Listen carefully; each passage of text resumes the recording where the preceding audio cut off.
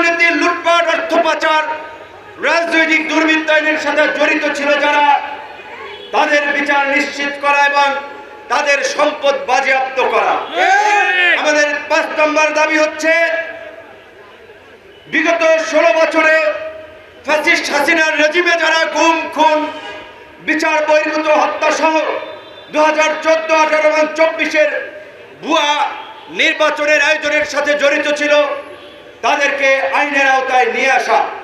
আমরা খুব আশ্চর্যভাবে লক্ষ্য করেছি, গণ অভ্যুত্থান পরবর্তী বিপ্লবী সরকার নিয়ে জনগণের আকাঙ্ক্ষা থাকলেও এই সরকারের মন্থর গতি, এই সরকারের সিদ্ধান্তহীনতা এবং একটা সিন্ডিকেটের সরকার গঠিত হয়ে জন আকাঙ্ক্ষা পূরণে তারা ব্যর্থতার পরিচয় দিচ্ছে, যার ফলে আজকে এই বিপ্লবের 6 মাস পরে ছাত্র কিংবা জনতা কাউকে যাওয়া লাগে এই গণ অভ্যুত্থানকারীদের আস্তানা গুড়িয়ে দিতে, কাউকে রাজপথে নামা লাগে তাদেরকে গ্রেপ্তারের দাবিতে, কাউকে রাজপথে নামা লাগে তাদের নিষিদ্ধের দাবিতে।